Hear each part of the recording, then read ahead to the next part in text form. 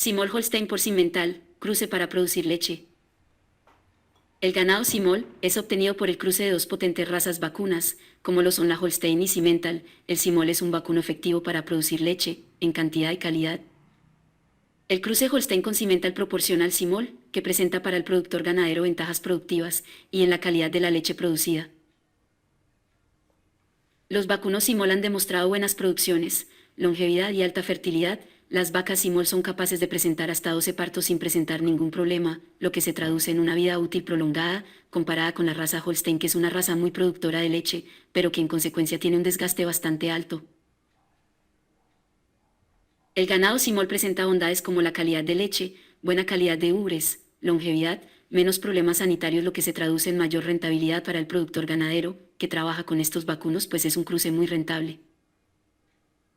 La raza vacuna Simmental es la número 1 en temas del doble propósito, es decir, producción de leche y carne. Además aporta en los cruces sanidad. En los cruces el ganado Simmental aporta en temas de longevidad, persistencia, fertilidad y recuento de células somáticas. En calidad de leche aporta mayor cantidad de proteínas y grasa. Otro gran beneficio que aporta la raza vacuna Simmental es la longevidad, ya que extiende la vida útil de los vacunos, sin la reducción de la producción ya que en el Simol las bases de la raza Holstein son altas y presentan buena producción.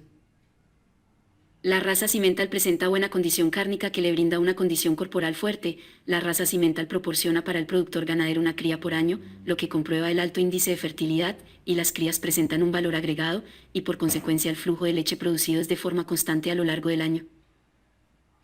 En Colombia, un país ganadero por excelencia, hay registro de vacas Simmental puras con producciones de 22 litros al primer parto y casi 30 en el segundo parto, y los días abiertos en promedio son 95 días, con alimentaciones a base de quicuyo, lo que en pocas palabras se puede resumir en resultados muy favorables.